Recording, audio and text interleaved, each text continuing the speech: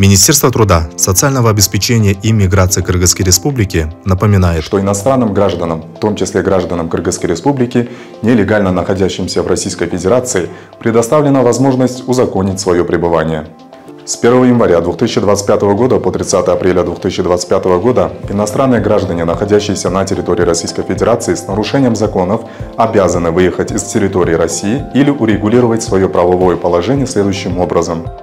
Всем гражданам Кыргызской Республики, пребывающих в России, необходимо проверить себя в списках незаконно находящихся лиц, которые подлежат включению в реестр контролируемых лиц на сайте migrant.kg в разделе «Черные списки» в подразделе «Предварительный список».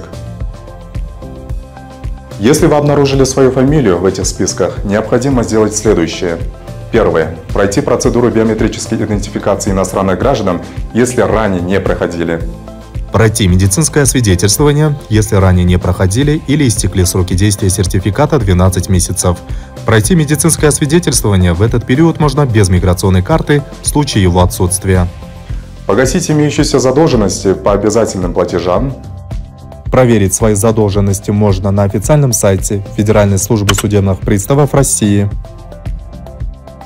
Иностранные граждане, имеющие право на осуществление трудовой деятельности в Российской Федерации, подают в территориальные органы МВД России, Федеральное государственное унитарное предприятие, паспортно-визовый сервис МВД России или на территории города Москвы, также через многофункциональный миграционный центр в Сахарово, заявление о продлении срока временного пребывания в Российской Федерации и предоставляет заверенную работодателем или заказчиком работ копию трудового договора или гражданского правового договора на выполнение работ.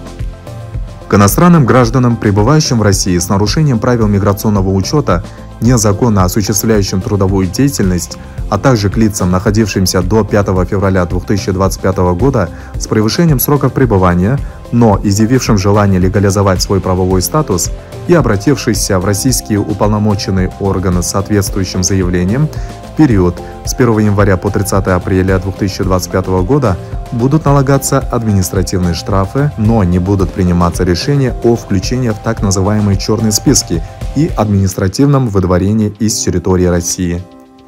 По всем возникшим вопросам необходимо обратиться в представительство Министерства труда, социального обеспечения и миграции Кыргызской Республики в Российской Федерации.